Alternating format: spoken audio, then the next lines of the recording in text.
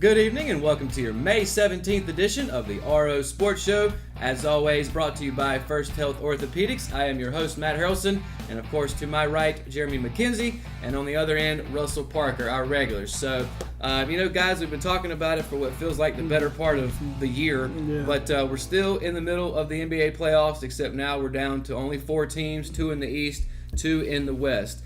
Now, of course, I'd be remiss if we didn't start talking about LeBron first. And first of all, I do want to say this. I'm going to stop making predictions because the 76ers just let me down when it came to playing Boston. And we'll get to that here in a minute, too. But, we were talking about how LeBron in that first series against Indiana, it seemed like they were giving him some trouble. It went 7 games. Then he comes out and just dominates Toronto. And we're thinking, all right, well, here we go again. But now Boston's up 2-0 over Cleveland. So what's going on? Is this a thing where the games are in Boston, so they've got the advantage? Is LeBron just not getting any help? What do you think? I think it's due to LeBron doing what he does on the court every night, putting up double figures every night. But I think it's come down to he's about to run out of gas. Somebody really got to step up and take some pressure off of him. Other than that, Boston pretty much going to take this series. Yeah, and Russell, let me ask you this. Even without Kyrie Irving, even without Gordon Hayward, who's been out for the whole year, a lot of people, myself included, I didn't think Boston would be dominating like this. So what do you think? I mean, is LeBron, does he just need some help? Is it that easy? Yeah, he definitely needs some help. I mean, he's putting the points out there, but his teammates are not following through with the same method. So he needs to dig down deep with his leadership skills that he has and get the rest of his team back up to at least somewhat of his level and get his team a couple of wins here before they'll lose out in the whole series. Yeah, and I mean, we were kind of discussing this before we came on the air, and you were floating it out there. Is Cleveland done? I'm with you, Jeremy. I mean, until the final buzzer sounds, you cannot count LeBron out. And again, they've got to go back to Cleveland, and I guarantee you they're going to pick up a couple games there. Yeah. However, if I said I was expecting this to happen with Boston, I'd be lying because I was not expecting them. No. I mean, not only have they beaten Cleveland twice, but they beat them pretty handedly. Yes. And again, just in last night's game, or night before last, LeBron put up a triple-double, scored like 45 points, and they still lost by like 15. So if that continues to be the trend, the Cavaliers are going to be in trouble, right? Yes. So, now, getting back to the 76ers, I want to touch on them real quick because, I sat here and spewed my mouth off about how they were going to win the East and then LeBron was going to head to Philly. Of course, that still may happen. But you got to admit, the future's still bright in Philadelphia, right? Yes. Okay. So, with that being said, how bright is the future? What is the top echelon for them? Do they have a championship team in place now? I think right now at 76ers where you got Joe Embiid and Ben Simmons there, and then you got Marco Bellinelli and J.J. Redick leading the bench. I truly believe that the 76ers do have a bright future, but I think it's come down to they got enough salary, enough cap space to bring in maybe 1 or 2 superstars to come and play for Philly. But until I see them as a playoff team, not a championship contender. Okay, now, of course, this has been a big year for Philly sports. The Eagles won the Super Bowl. Villanova won the national championship. Of course, they're located in the Philly area.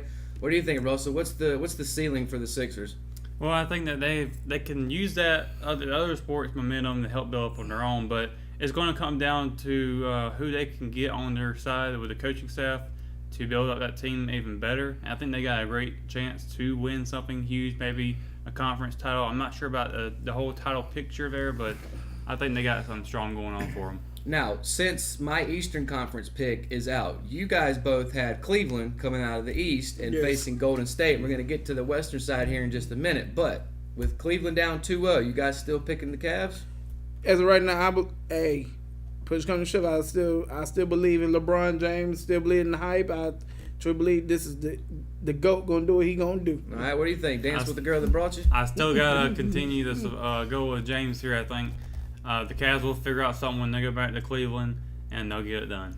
Yeah, it's really hard to rule against LeBron, no matter what the scenario is, no matter how many games they're down. Because even though you have a few times, I have.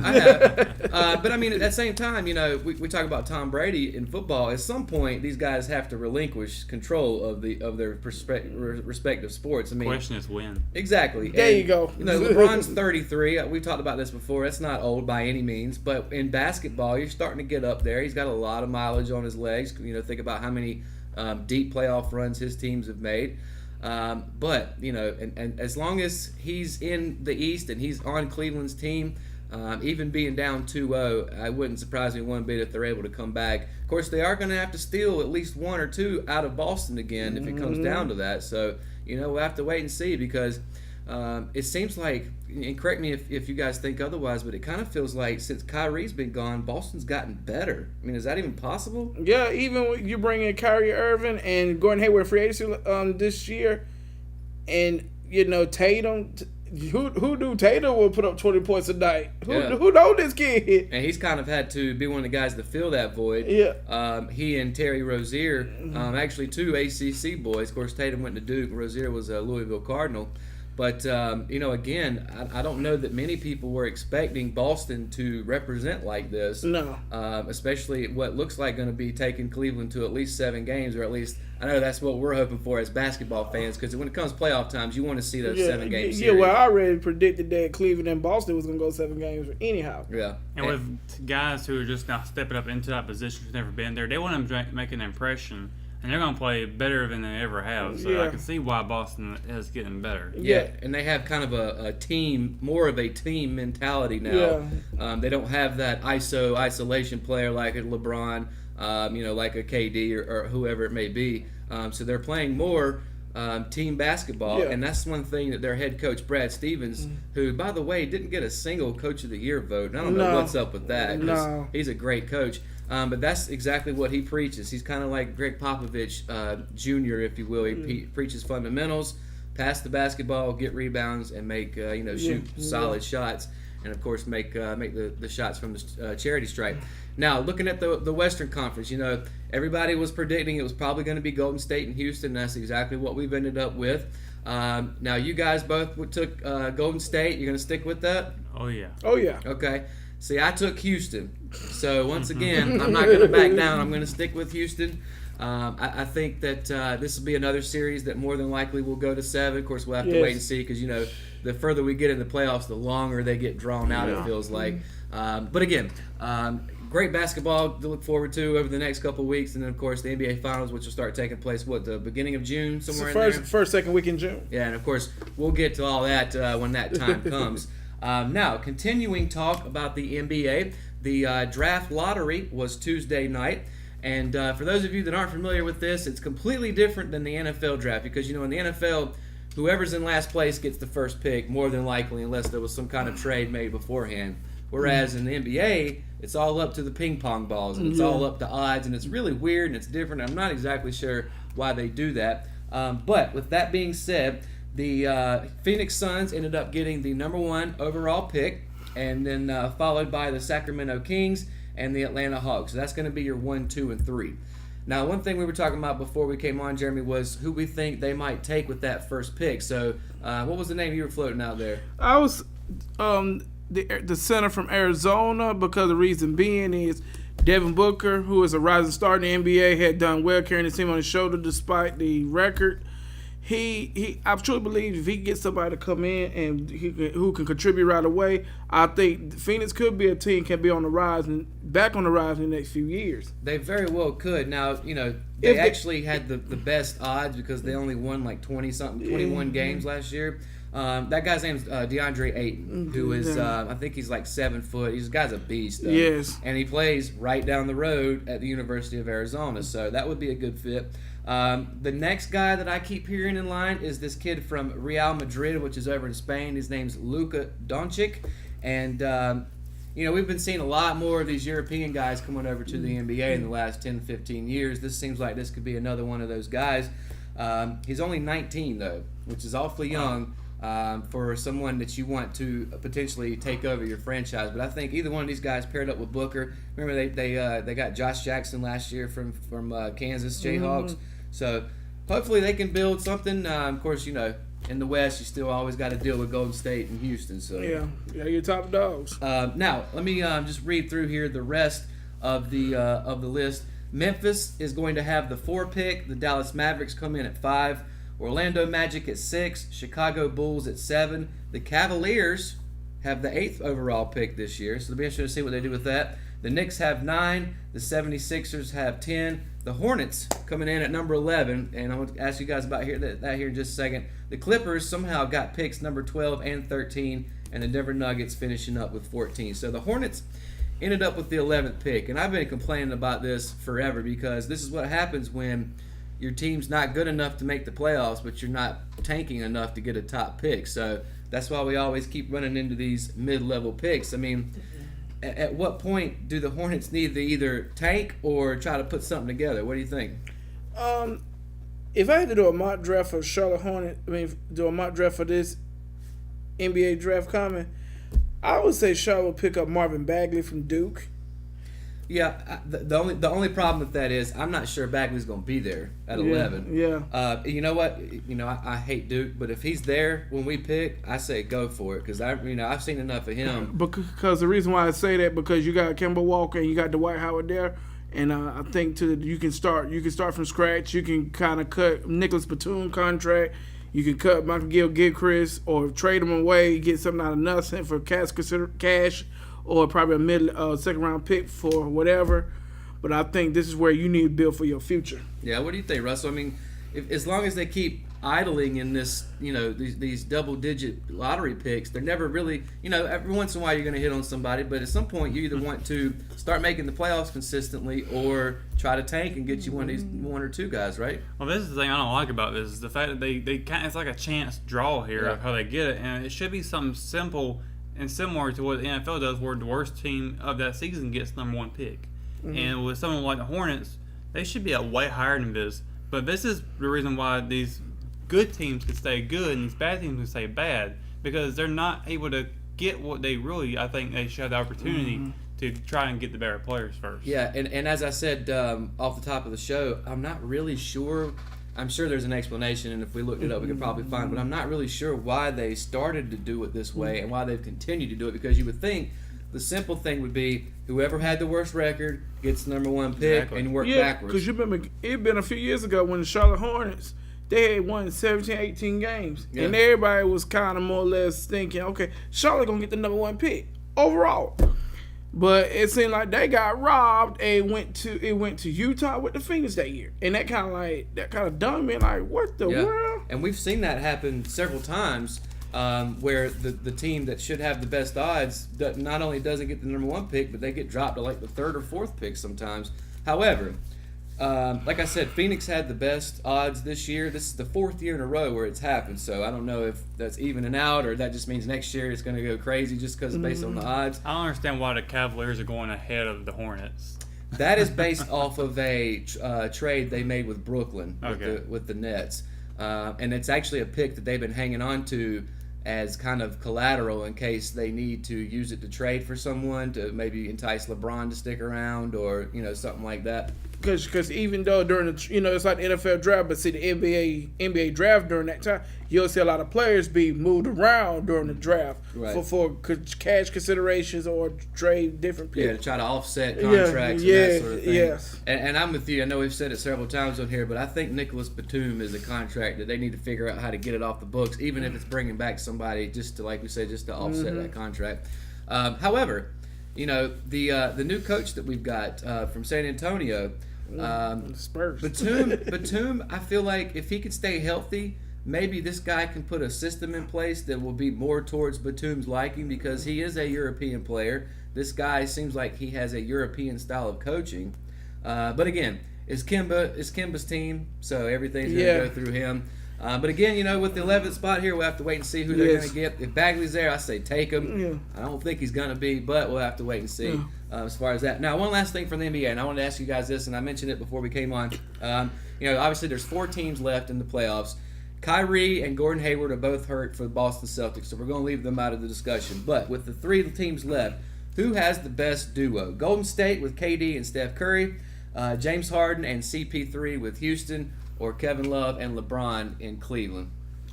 Well, I'm not a Warriors fan, but this right here is probably the best combination I have seen with Kevin Durant and Steph Curry. All right, what do you think, Russell? I'm probably going to go with the Cavaliers on that one.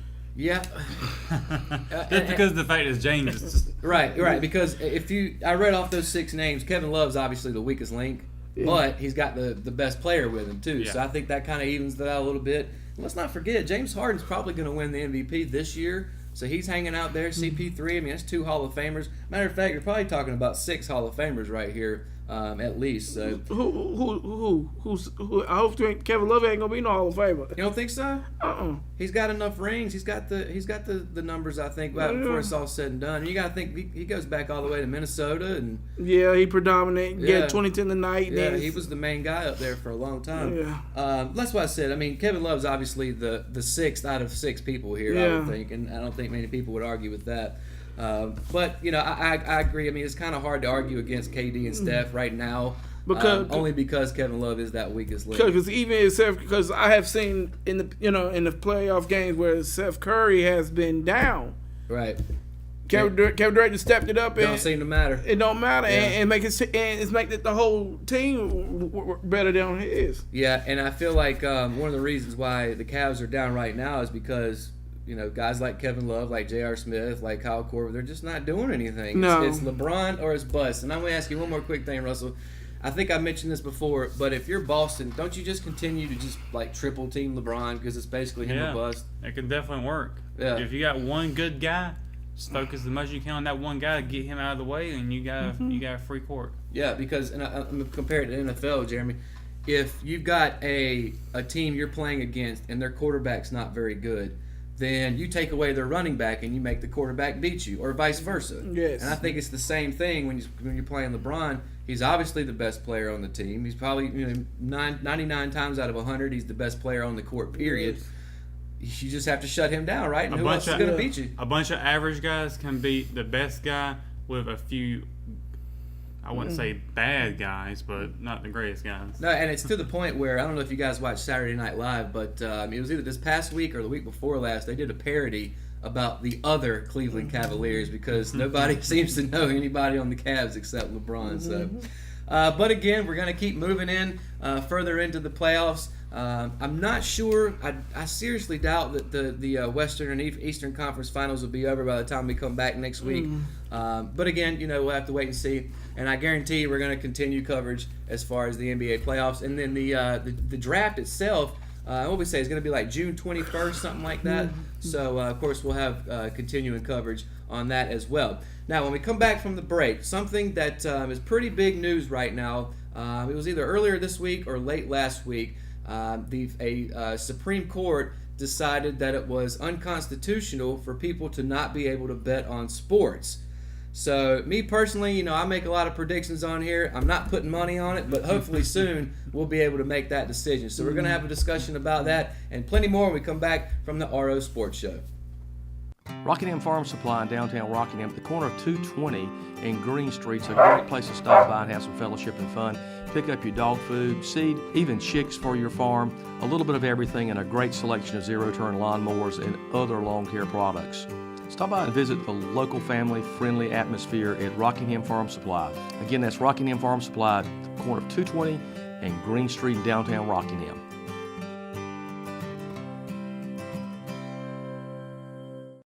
At Richmond Community College, we can prepare you for a high-skill, high-paying career in a variety of fields. From business to education, engineering, utilities, healthcare, criminal justice, information technology, and human services. At Richmond Community College, we can save you thousands of dollars on tuition through our university transfer programs that provide a seamless transition to universities and colleges throughout North Carolina. At Richmond Community College, we are always developing new courses and programs in response to the communities we serve. We offer day, evening, and online courses, and you can now complete 5 curriculum programs entirely online. At Richmond Community College, we believe in helping you prepare for a better life.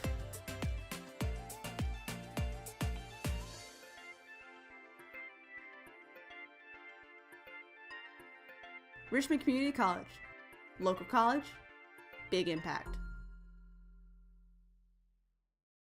Exit Realty Platinum in Rockingham has listed one of the most beautiful homes in Richmond County. Located in Rockingham on Ledbetter Lake, the home features 4 bedrooms with bamboo floors and a kitchen featuring stainless steel appliances and granite countertops, and a master bedroom that overlooks Ledbetter Lake, along with a spacious tile shower and the attached master bathroom. The open living space leads to the back deck with a perfect view of Ledbetter Lake, and the property features its own boat dock. Want to see this beautiful home? Call Nicole Hayden with Exit Realty Platinum, your source for homes in Richmond and Moore counties. My name is Jim Leach, and we have been using the Tim Hayden Construction Company for the last several years. My name is Dave Owens and my wife Beth. We had some damage here at our place in Oldwood Village. January 2nd, our house flooded upstairs coming through to the first floor. Tim has responded very quickly with his team of people. Our repairs went extremely well. Tim made a very difficult situation much easier for us.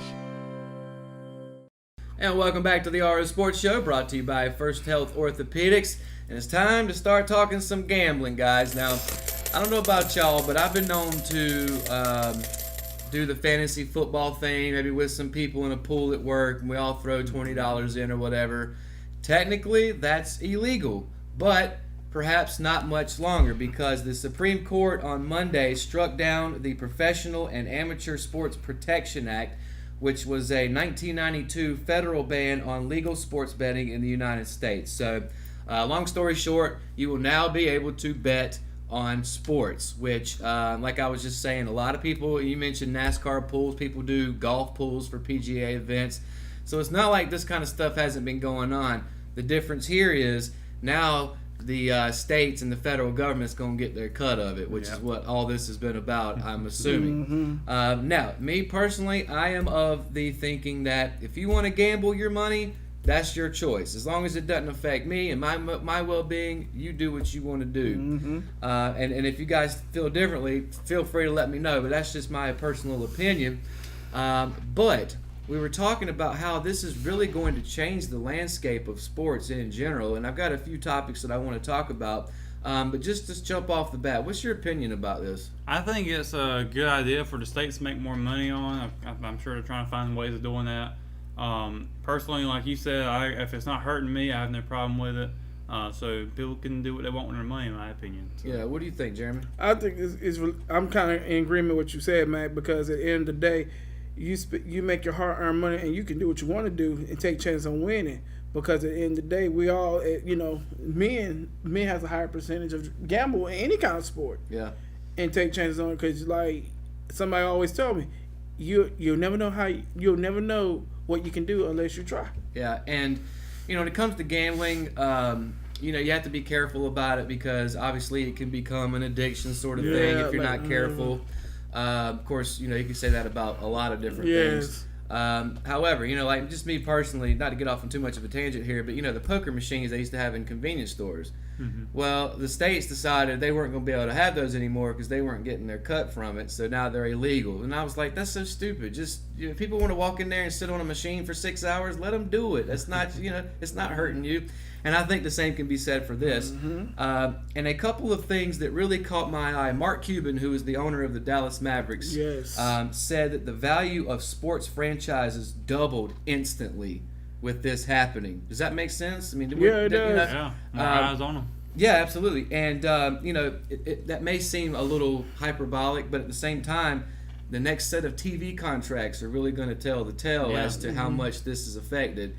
Because just real quick here, the NFL's deal is up after the 2022 season, and the NBA's deal is up after the 2024-25 season. So a little bit ways down the road, but I feel like by that point, you're going to have the majority of states in the United States doing this, right? Yeah, I think actually North Carolina was going to jump on board immediately. Yes. But they're looking into it for the future. But of course, the TV contracts, more people are going to be having their eyes on the sports, which is kind of what I've been saying with our NASCAR segment last week was fewer people are watching sports. This will get people to watch sports more now. They have a reason to watch more than just cheering on a team. They got money on the line. Yeah, which is always a big incentive, Yeah. Oh, yeah. And I was reading this article on ESPN, and they brought up a good point. You know who could become a really big factor in all this? Is Amazon. And I didn't really think about it until I read it, and I thought, they could become a betting operator, because let's face it, Amazon's involved in everything else in the world now, and they're, probably going to end up taking over the world at some point, jokingly. But I mean, I can see a $1 billion company like this that takes advantage of it. And I feel like it's kind of going to be a race at this point, state-wise, to see, besides Nevada, who's going to jump out. New Jersey's probably going to be one of them because they're the ones that kind of started this fight as far as the Supreme Court was concerned. But I think if North Carolina wants to be proactive instead of reactive, they need to start looking into this, figuring out what kind of committees they need to get together, see who they need to talk to in Raleigh about setting this up. I think this also may become a thing where you start seeing more casinos pop up, just in general. Which again, if it's making money for the state, and then at that point you can spend it on education and other things. Yeah. To me, that's just a positive, right? Yep, exactly. So, another big thing that's out there is these things called sports data companies. And Michael Jordan, who of course is the Charlotte Hornets owner, is an investor in one called Sportradar. And basically what it is, it's stat services that basically the way it's going to end up being is information and stats are going to end up being like currency with this new system and with betting being like it is. And because we all know about Michael Jordan and his gambling past. I'm one of the thinking that the reason he retired was because he got pushed out for a couple years so he could get over his gambling addiction. Of course, I don't know if that's true or not, but it didn't surprise me one bit to see Michael Jordan's name pop up in here, right? Yeah. So, and then of course gambling companies, like MGM, like I mentioned, Boyd Gaming, Caesars, all these ones that own casinos in Vegas and in Atlantic City and other places around the world. Even places maybe something like DraftKings might get involved with it or something like that too. And I was just going to bring them up because I was mentioning a minute ago about I've done the fantasy thing. I've never really done the daily fantasy thing, but there were some people that left those for dead, and now they're going to be resurrected too. So it's basically, like I've been saying, it's going to be a race to see who can make the most money, right? Yep. And see who can assets and see what kind of system needs to be put in place to take advantage of it the most. And of course, another winner in all this is the betting public. So the majority of recreational sports bettors, people that like myself might drop like $20 on a game for fun, won't have to feel like they're doing something illegal. You won't have to slip money in an envelope and take it to your bookie. You won't have to feel like you're sneaking around. And I think that stigma of it is half the battle, right? Yeah, exactly. I mean, doing it illegal might also kind of not make that thrill anymore. Some people like that thrill of it being illegal, so they might not want to do it then. Sure. And I mean, look, there's always going to be a black market for that sort of thing. Just because they make this legal doesn't mean there won't be. Somebody's going to do it without giving that money. Yeah, to revenue. that doesn't mean there won't be illegal bookkeepers, because that's always going to be around. And I guess for people that enjoy the thrill of it, they'll still be able to get their kicks, I suppose. So, but again, like I've been saying, this is just a big deal across all platforms. Doesn't matter what sport it is. And, of course, tax collectors in states are just licking their lips waiting for this to be implemented so they can start, like I said earlier, they can start bringing in extra revenue that they don't necessarily have. And, we've seen this already started. Most states in the U.S. have a lottery system, and that's gambling. So to me, I mean, what's really the difference? Exactly. So, and then one other quick thing on the negative side of it, and you guys have heard me preach about NCAA players needing to get paid. Obviously, this is going to be a little interesting as to whether people will be able to bet on college sports because they're not compensated. Right. Especially during the national championship and bowl games. Yeah. I think people are going to be betting on it. I think, definitely. I think personally maybe they shouldn't allow college sports to be bet on. That's my opinion. Well, even with the national championship. Of that fact. Well, you take the national championship when with Georgia and Alabama went at it. You could pretty much say, hey, we are making a prediction right now. We're going for Alabama, and we could have gotten money out of that. Well, I mean, even back then, you could still bet on it in Vegas. Yeah, right. Legally. Yeah. Right. March Madness is another one that comes to mind. People make brackets and throw $20 in all the time, and I would imagine that's going to continue to be a huge billion-dollar moneymaker, especially if you're able to bet on it. Yeah, but it's going to suck for the players who aren't getting a dime off of it. Right, and they're going to make even more money off of it. Even with the Super Bowl, the NBA Finals, and the World Series, and the Stanley Cup, those are going to come where they're going to start betting on those either. Because Super Bowls, the Finals, and World Series, they've been doing that for a long time. Super Bowl's been the highest betted event since they started it, I feel like. So, But again, you know how I like to say that they need to start kicking back some of this money to some of these players in these sports, especially when, I mean, let's face it, it's going to be billions of dollars start rolling into these states. Yeah. Mm-hmm. You know, maybe kick back a little bit to the players. I don't know. I feel like there's probably going to be some red tape to dealing with all this because of the legal amplifications of it. But, I mean, again, I think with I'm reading $245 billion that will be moving around, and each state could make close to $16 billion in revenue. That's nothing to turn your nose up at, right? Oh, no. And I know that if I was in charge of making that decision, I'd want $16 billion to be coming my way. Man, none of us won't be working right now. Exactly, yeah. And that's the thing. You can use it to, like I said, spend on education to help build infrastructure in your state, roads and bridges and tunnels and train tracks and all that kind of stuff. So, again, it's a discussion that I'd like to continue us to have, especially once we start seeing some of these states maybe step up and say, we're going to try this. This is what we're going to do. Maybe it's a case of trial and error to see what works and what doesn't. But personally, I'm excited about it because I'm not really a big gambler, but I might go and bet on a couple games just here and there just to get that thrill of it, I guess, and see what it's all about. So, but that's going to do it for that discussion. And again, like I said, as the more information comes out on this and things move and happen, we will definitely let you know here on the RO Sports Show. But when we come back, as we usually do, we're going to follow up on NASCAR, and we're also going to follow up on the Players Championship, PGA, which was in your favorite course, TPC Sawgrass down there. And some guys hit the water a little bit on 17. So all that and more, plus, of course, Big Impact and Love It or Hate It when we come back from the RO Sports Show. McNair Auto Sales is the place to buy your pre-owned car, truck, or van. To be the best, it takes big selection, friendly staff, and great pricing. We guarantee a no-hassle buying experience, and financing is available right on site. So come see us today. We're located at 1026 East Broad Avenue in Rockingham. And remember, with over 40 years of experience, McNair is the name you can trust. Family Pharmacy is a local pharmacy that's been in business in Rockingham for over 10 years. Located in the Food Lion Shopping Center on US 1 North, we have easy access into the store and a drive-thru for your convenience as well. You can download the official Family Pharmacy app at myfamilypharmacy.com, and we'll help you set it up to text you when your prescription is ready, and you can even set it up to fill your prescriptions when due. Our motto is we'll treat you like family, and it's something we truly mean.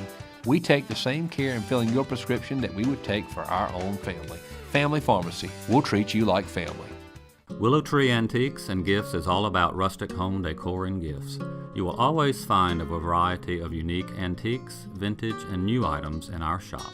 Come and see our selection of housewarming, new baby, and wedding gifts. For the man in your life, we have many collectibles, Boker knives, and leather. And ladies love the jewelry, purses, candles, hats, and t-shirts. We also offer a 30-day layaway program. Come and experience shopping at Willow Tree Antiques and Gifts. Hello, I'm Tammy Benson, and this is Nancy Bowling.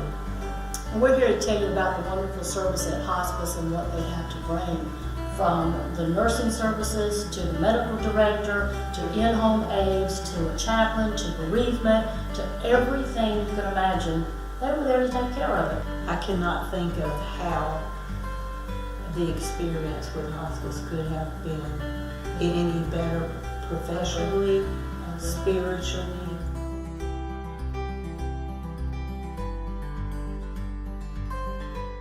And welcome back to the RO Sports Show, brought to you by First Health Orthopedics. And just like we have been over the last several weeks, we're going to get right back into NASCAR. So let's hit the track. Where were we this past weekend? We were in Kansas in the middle of nowhere, but there was a lot going on out there. And Kevin Harvick was the overall winner of that race, but he didn't dominate like he has been the past few weeks.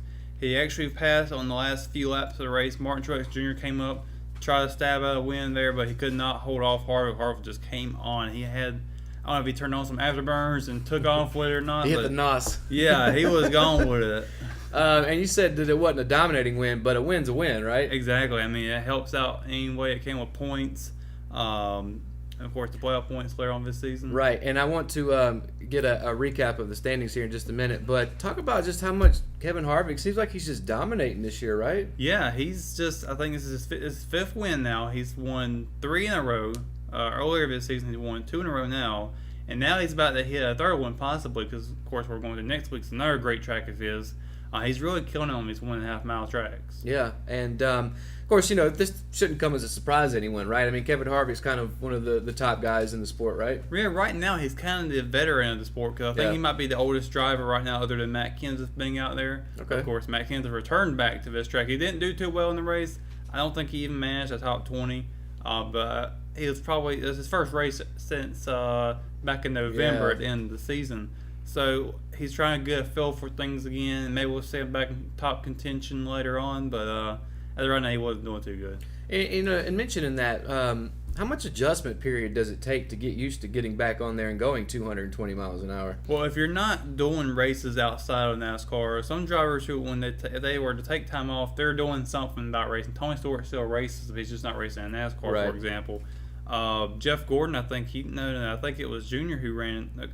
Kyle Busch ran a few races before, and he does it in the middle of the week. That gets him prepared for races as well. So if you're not keeping yourself in that groove, you're not going to perform that well, I think. And of course, keeping yourself active. Who knows what Matt Kenseth has been doing outside the track? Yeah. He might have been running around watching the races on TV or something. And I mean, a lot of people like to poke fun at NASCAR guys and say that, anybody can do it. You don't have to be in shape. But these guys, they stay in shape. They work out and take it seriously, right? Yeah, I know Jimmy Johnson, I believe, used to do laps around Charlotte running. Really? To keep it active, yeah. Yeah. And they all keep in shape. They have to, because, I mean, you're going in a car over 200 miles per hour for 3 or 4 hours straight. Yeah. And you're sweating so much there, and you're having to focus. If you do just a little turn like that, you could screw up everything. So you have to keep that focus. That make sure you're staying in line. Make sure you're able to continue to communicate with your team, and really just keep your eye coordination going. Yeah, the endurance aspect of it exactly. is a big thing because, like you said, there's so many different things going on at any given moment that people don't realize, and they happen in a split second. Mm-hmm. Especially if there's like a wreck or something like that, which we talked about when they were in Talladega about how they have to radio up and figure out whether they're going high or low, and that's a decision It's you so have to make much more quickly. than turning left. Yes. Which is a kind of a stigma about NASCAR. People just say, well, they're just driving in a circle. And that technically may be true, but there's way more to it than with that. the embankment, you might think that helps you go around the track easier. It really doesn't, because when you go around that turn, it's wanting you to pull upward towards the wall, and you go flying off of one for defense being there. So you have to have some arm power to keep that wheel turned to the left there to keep you in line. Right, because gravity will catch you and send you up there Exactly. in the wall. But you mentioned walking around Charlotte. That's where we're headed to next, right? Yeah, we're heading down to NASCAR's backyard for the All-Star race. We've got a 75, I think it's actually an 80-lap race. Of course, the All-Star race is always hyped up because there's a $1 million prize at the end of it. But they start off with qualifying, and qualifying is really interesting. They got 3 laps of it. Now, usually qualifying is a 1 or 2 lap segment. You count your best lap. But with this qualifying, you got 3 laps, and then you have to pit on one of them. And the other interesting part of that, too, is that there's no pit road speed. You don't have to go, I think usually it's 45 through Charlotte. You can just go straight through there and get down the speed, brake, get a 4-tire pit stop, and get out of there as quick as you can. So So there's some strategy involved with it, more so than usual. Exactly. And I think there's only 17 drivers that are currently entered into the race that are automatically in it. I believe you get it based on winning the All-Star race in the past. I believe it's also based on wins of that season or past season. And I think maybe it's like a championship one as well. Now, is it like golf where they can get sponsor exemptions too? Does that happen? I don't know about that, but I know that there's an open race before that where the drivers who are not qualified for that race, they'll race in that race, and then they'll determine they have stages in it. So the first stage winner will get into the race, and then the winner of the race itself will be entered into the All-Star race. And then there's also the fan vote, which everybody does out on NASCAR.com. They vote for their favorite driver, and if that driver gets in, they're in the race. Okay, because 80 laps is a short race, Mhm. but there's like a weekend full of festivities going on around this too. Yeah. So It's pretty much like I would say it's kind of like a 14-day event in a sense. They started that Friday. I think Truck Series actually has a race before it. Oh, So okay. they started out Friday night. They have the open race, I believe, that same night as well before the truck race. Then they're going that Saturday, have that race, the All-Star race. They'll come all the way back around for Memorial Day weekend and have, I believe, an Xfinity race, and then the Cup Series will have their Coca-Cola 600. okay. So as I always like to do, I'm gonna put you on the spot for the All-Star race. Who you taking? I'm going to have to go Kevin Harvick because he knows this track very That's well. such a boring pick, though. Okay, I'll actually change it up, man. I'll go with... Nah, you could pick Harvick. I mean, No, he's the hot hand right now. He is, but actually I'm going to change it up. I think it'll be interesting. Okay. I'm going to go with Joey Logano on this one because he All right. has won in the past, and he knows Charlotte pretty well, too. But I'm going to ask you who you picking. Oh, man. I'll take Keselowski. Okay. I'll take Brad Keselowski. All right. Simply because that's the first name that popped in my head. Because I wish I knew NASCAR like you do, but You hang around me long enough, you will. yeah. Well, I'm already picking up stuff now. The All-Star race, is this considered the middle of the NASCAR season? Yeah, well, Kansas is kind of the halfway point between that and Charlotte. So, yeah, All-Star race can be considered that. But the All-Star race has nothing to do with the regular season Okay. or any of it. It's the exhibition race, essentially. So it's kind of like other sports All-Star games where it doesn't necessarily have any bearing on anything. It's just a chance to get the stars out there and Right. all the stuff that goes It's around just it. records or checkers, bring home the flag and the trophy, get $100 million. That would be very nice. But with that being said, since technically we are at the halfway point, what are the standings looking like right now? Well, Kevin Harvick has now taken over, I believe. He has kind of been obviously he's been the dominant one. But Joe Logano has taken up that spot as well. Now, Kyle Larson dropped out of top 10, and it wasn't because of his performance at Kansas, but because he got docked 20 points after a penalty was issued to him about his rear window being caved in. Once again, we have another penalty to that. And something broke on his car. He claimed that now post-race he was asked about it, and he said it was due to a wreck that he was involved in. Okay. But I believe if you go back and look at it before that wreck, I believe it was already starting to cave in. So NASCAR went ahead and docked him 20 points. However, NASCAR has came out and said that after this penalty, the rest are going to be more harsher. So I think it'll be a 40-point deduction. Oof. And so I think it'll be a 4-week suspension of your car chief and crew chief. Plus probably some money going out of your pocket too. Yeah, a bigger fine as well. Yeah. Well, I mean, if it did happen in a wreck, I think we talked about this last week. They have the opportunity to go to the pit and fix it, right? Yeah, they do, but I think with a situation with the rear window being like that, there's no way you can fix that. Oh, okay. Not in the pit road area. So that's something that's probably a poor part they have bought. Okay. Or something like that. But it's actually kind of new, if you will, that this is happening this season. Yeah. And I thought it might have something to do with, I don't know, maybe something new that Harvick was trying out, because I've only known that Harvick was the one to start with, but now we've seen a lot of other guys getting it. Yeah, because I'm not sure on that. I feel like we had this exact same discussion last week about someone's car who had a rear windshield issue or whatever. Yeah, that was a deck lid. But Harvick had the same issue here, so it's interesting that two different manufacturers, two different teams having the same issue. But no, a few years ago they were having an issue with the side of the car having their flares out a little bit. It was flaring out, and they had to start putting penalties on that because drivers were doing it a lot, and it was someone were arguing that it was cutting tires when they got too close to each other. So I guess there's some safety involved in that when they come to it. And I which is get understandable. that. Absolutely. Now, since this is going on here in Charlotte, of course, a lot of people from Richmond County like to go to this race. Oh yeah, I've been to one. Have you? Yeah, it was. I think Jimmy Johnson won it. Logano was about to beat him on it, but Jimmy dominated that whole race. I think it was 2013. That was the same year that Rockingham had their last truck race out there. Okay, so that was I think that was either 2012 or 2013, one of the two. So. Unfortunately, many years ago, or getting to be many years ago. But yeah, a lot of people from Richmond County will definitely be heading up to Charlotte for the All-Star race. Of course, I'm sure you can still get tickets, and if nothing else, just a big party, right? Yeah. If you go out to the track in front of the front grandstands, they have a lot of stuff going on there. With Monster Energy, I went to the Bank of America 500 last year, and they had the Monster Energy out with some dirt bikes. They were doing stunts out there, and then Coca-Cola has their own setup somewhere, and they had a setup for the video game where you can drive it with other players. Really cool stuff. Very cool, definitely. And just like we've been doing the last couple of weeks, we're going to go from the track to the grass. Of course, they were the PGA guys. The tour was at TPC Sawgrass for the Players Championship this past weekend. Webb Simpson, the man just could not be stopped. No, he couldn't. He shot an 18 under. Of course, he shot a 63 on day 2, which I think tied the course record with Brad Kopka, who did it like a day later in this same tournament. So the guys were hunting the pins down, so to speak.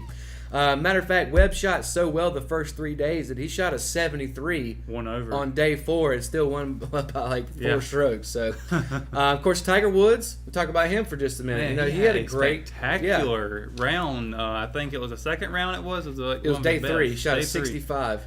Just Killed amazing. It. Yeah. And did it or did it not just remind you of Tiger of old, you know? Oh, it did, especially when the crowd was getting behind them. I forgot who was partnered up with on day 3, I think it was.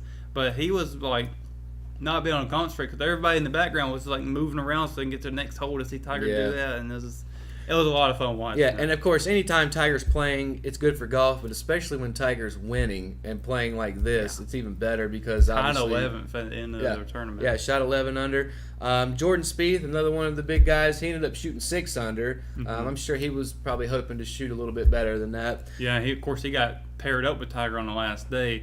Now, Jordan has been in that situation with being paired up with Tiger, so he kind of understands about being around, but I don't think he's ever been there when the crowd is fully behind Tiger. And then the guy that I picked to win it, and I'm sorry, Rory, but Rory McIlroy shot a 71 and a 74. It didn't make it past Friday, so he actually missed the cut. I don't know what's going on with him. I don't either. You know, like he had a great Masters tournament, and then he's just kind of just floated away. And, you know, again, you know, it's hit and miss. Guys like Tiger, Jordan Spieth, Rory too, though, they know this course. They should be able to navigate it a little better than that. Of course, 71, 74, I'd kill to shoot that on it. How about Justin Thomas becoming a new number 1 in the golf rankings? That's right. Roll Tide, by the way, because he's a former Alabama player. Oh, is he a Bama guy? Yeah. Of course he is. And then, of course, you know, we'd be remiss if talking about Sawgrass if we didn't mention the 17th hole, the Island Green. Oh, yeah. Which, just to recap, you talked about this last week, but the kind of the story behind that, how it became that. Yeah, so when the course got first designed. Pete Dye, right? Pete Dye.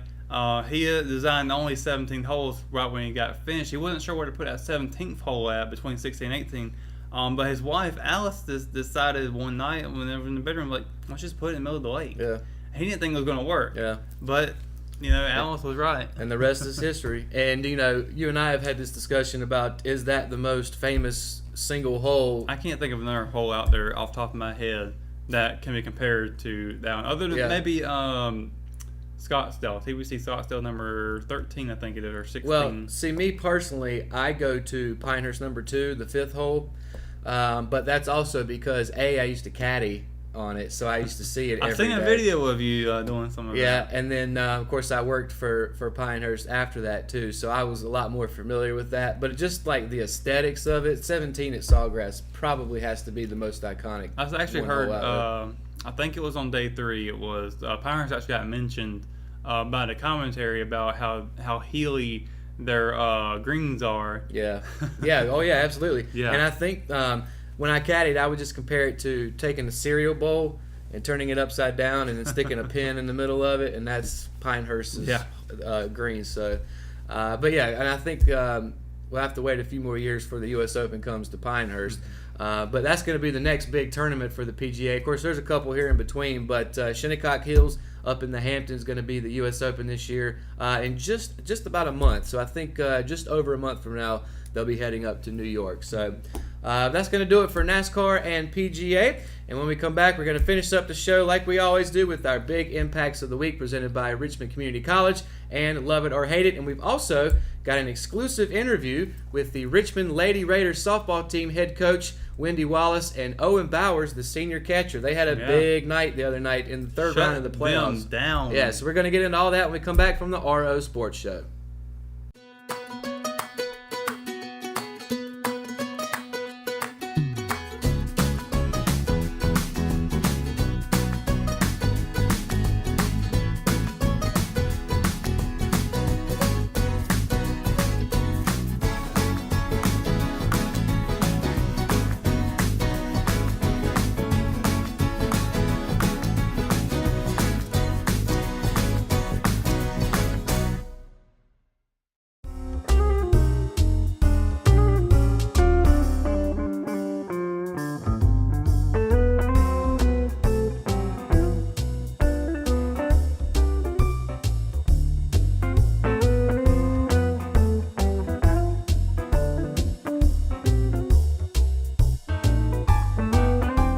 And welcome back to the RO Sports Show, brought to you by First Health Orthopedics. And we're going to end the show the same way we do every week, starting off with the Big Impacts of the Week, presented by Richmond Community College, who, of course, his motto is Local College Big Impact. Now, I'm going to start with myself tonight.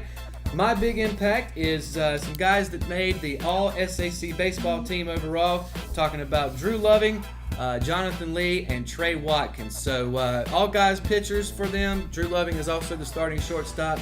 And just in case you forgot, because I didn't, Jonathan Lee threw a perfect game earlier this year, and Drew and Trey combined for a no-hitter just a couple of short weeks ago. So congratulations to them for making the all-conference baseball team. Jeremy, big impact of the week. Who you got? I just want to take this opportunity to congratulate and happy retirement to Benny Howard for 30 years of service for coaching the men and women's soccer team at Richmond Senior High School, who took a loss in the second round of the state playoffs on last week. But even though the loss was kind of hurt, but I know Coach Howard would be saying, I did my work, and I can enjoy my retirement, spend time with my family and friends. Absolutely. What about you, Russell? Who's your big impact of the week? Well, I've got the Lady Raiders softball team who just outright killed it this past Tuesday night at Raider Stadium. They beat Lake Norman in the third round of the state playoffs 17-0. Yeah. When you're beating teams in the third round of the playoffs like that, they were ranked 8th, by the way. It is dominating fashion. And of course, like I said before we came back from break, we do have an exclusive interview coming up here in just a second with the Lady Raiders head coach Wendy Wallace and their senior catcher Owen Bowers. Hey there, folks. It's Kyle Pillar, sports editor with the Richmond Observer, out here with Owen Bowers, senior catcher with the Lady Raiders. Big win tonight, 17-0 over Lake Norman's. You had 2 home runs. So just kind of walk us through. It's 5 home runs in the last 3 games. Just kind of walk us through what's been working well for you at the plate. I've just been really aggressive, looking for strikes. I know that they're going to throw it to me regardless because I have a good hitter behind me and a good hitter in front of me. So I'm just trying to catch it early and hit on the barrel. And a lot of offensive production tonight, 17 runs, 6 home runs is a team record in a single game. So just kind of, what does this win mean? 17-0 over a number 8 seed team. What does this win mean going into the 4th round? It's really good for us. I think it shows us that we need to step on the gas and keep putting runs up and shutting teams down. That's what really helps. And they looked like they were pretty finished after we scored about 12 runs. So I think that's what we need to do next game, if possible. Coach Wendy Wallace, congratulations, big 17-0 win tonight over Lake Norman. A lot of offensive production. So what worked well for you guys tonight? Once we adjusted to staying back on the pitch, what we had heard was that she was a little bit faster than we expected. So once we were able to adjust and sit back, we were able to hit the ball really hard.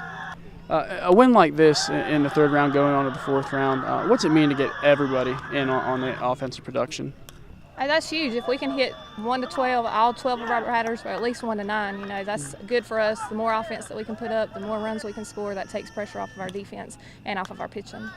And your next game will be Friday, right? If the weather permitting. Friday, the winner of Providence and Hickory Ridge. Right. So what are you guys going to be doing in practice over the next couple of days to prepare for either one of those teams? Well, if it rains like it's supposed to rain, we're going to be hitting a lot. So, but that's okay. We like to hit. So once we can get back out on the field, we'll take defense. We'll keep doing the same things that we do, make sure that we're solid on defense, not giving any teams extra batters, extra hits, and then just keep swinging.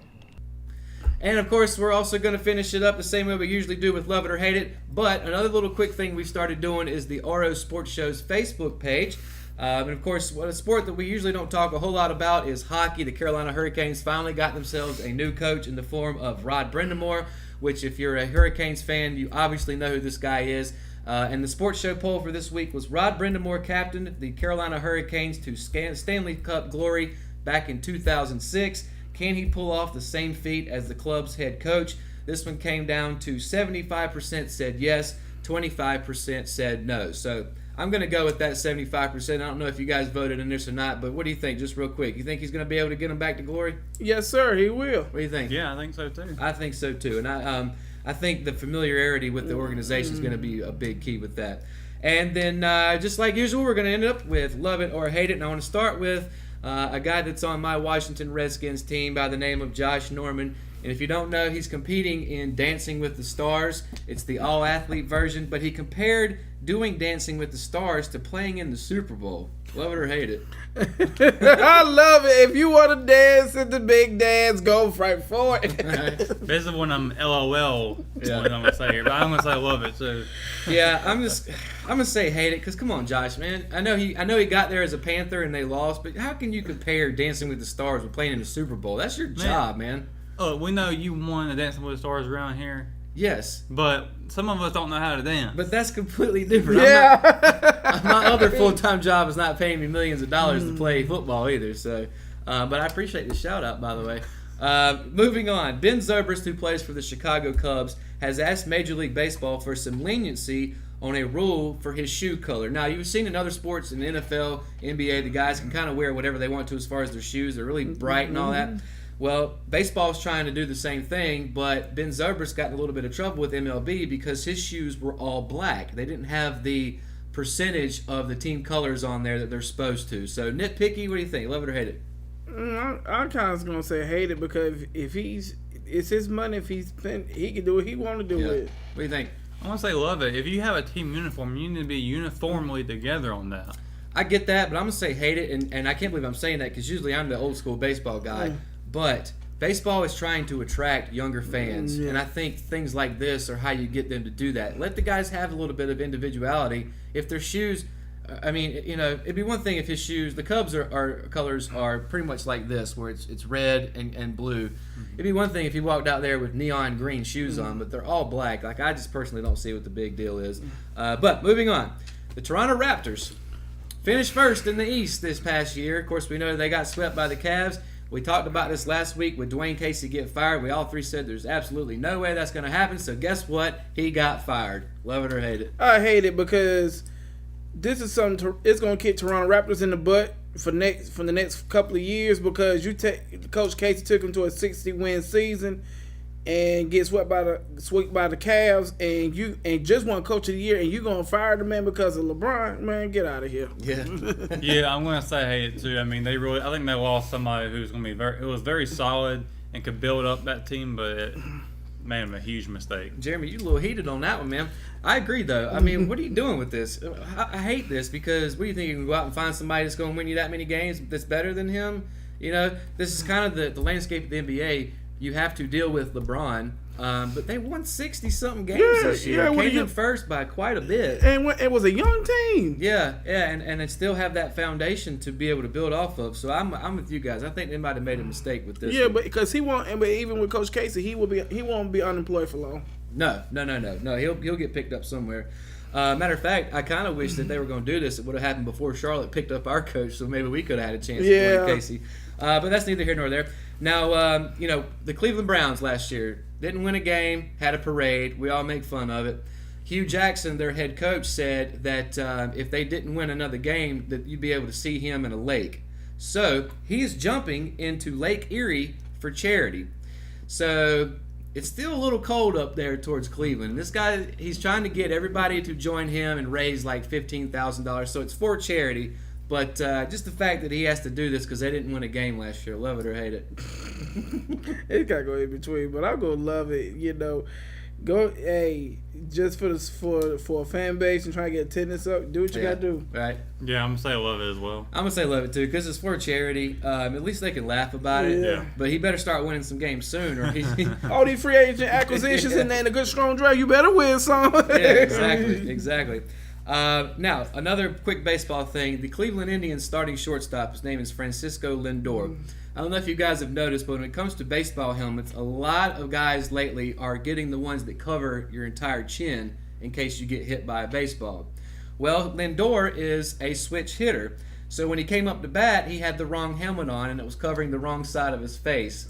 So a wardrobe malfunction by a Major League Baseball player. Love it or hate it. I love it because, hey, man, you better be more cautious what you doing with next time you put on a helmet because you might get hit. Right. Yeah, I'm going to say love it too. Be more cautious. Yeah, I'm going to say love it just because this is the things about baseball that I love where they can make fun of each other and they have a thing called Kangaroo Court, which I guarantee you he got fined a couple $100 by the Kangaroo Court for doing something stupid like that. Just two more here, guys. Jim Harbaugh, of course, the head coach of the Michigan Wolverines, is exploring the idea of giving his players deferred compensation in the form of stocks and bonds. So it would be kind of outside of the box as far as paying your players, but wouldn't actually be giving them cash. What do you think about this? Love it or hate it? I kind of hate it because if you got guys that's contributing day in, day out on games on Saturdays to put their bodies on the lines and whatnot have you, they need to be compensated for what they do. Not stocks and bonds, because really they can do that after they retire from the NFL or do something else. That's true. Yeah, I'm gonna say hate it as well. Just pay them. Yeah, it's not you make billions of dollars. Off of these programs, off of these guys' backs, and you're not giving them anything for it other than a scholarship. You guys obviously know how I feel about this. I will just say this. I'll say love it just because at least he's trying to do something. Because it's either do this or do nothing. Because the NCAA seems to be held up as far as wanting to admit that these guys should probably be compensated at least a little bit. So just with that being said, yes, they could do that. You can jump into the stock market when you get done. You can do that now anyway as a college student if you really wanted to, but broke college students aren't in the stock market game. And then finally, talking about millions and millions and millions of dollars, the Carolina Panthers are finally getting sold for a record $2.2 billion. Love it or hate it? I love it because I'm a Panther fan. Welcome, Mr. David Tepper. All right. First of all, I wish I had that kind of money to be buying teams. Yeah. $2.2 billion in cash. Yeah. I think he's worth like 10 or 11 billion, so it's not really anything to him. Yeah. But you love it. What do you think? Love it or hate it? I actually hate it because I don't like the fact that we're having somebody who owns two teams in the NFL. Steelers, he owns, right? He got a minority stake in the Steelers. Yeah. Now, is that a conflict of interest? I think so. I mean, you could definitely see where, okay, well, if this team here, I can make some money off of this team and put it over to this team. So I don't really like that. And I've seen other scenarios where guys own different teams in different sports. Like they might own a baseball team and a hockey team or whatever. Right. But I can't really think of kind of like a monopoly in a sense. Yeah, I can't really think of a scenario where a guy has a stake in 2 NFL teams or 2 NBA teams. I'm wondering if before this sale goes through, because it's going to happen, but it's not technically official yet, if they'll tell him, Mr. Tepper, you got to sell your minority stake in the Steelers before we're going to let you do that. But not being a big Panthers fan, I still like this because, like you talked about before we came on, that Steelers mentality. The Steelers, obviously one of the more successful franchises in NFL history. If any of that can rub off on the Panthers, I think that'll just be good for them. So, and for Carolina football in general. But that's going to do it for this week's edition of Love It or Hate It. And just like we do every other week, folks, if you want to watch us, you can do that on the Richmond Observer app, the Richmond Observer website, the Richmond Observer YouTube page, Facebook page. You can also listen to us on The Classic Rock. And guys, it's all in one. So many ways. It's all for free. It's all for free. So for myself, Matt Harrelson, as always, Jeremy McKenzie, Russell Parker, we'll see you right back here next week, Thursday nights at 5:30. Have a great week.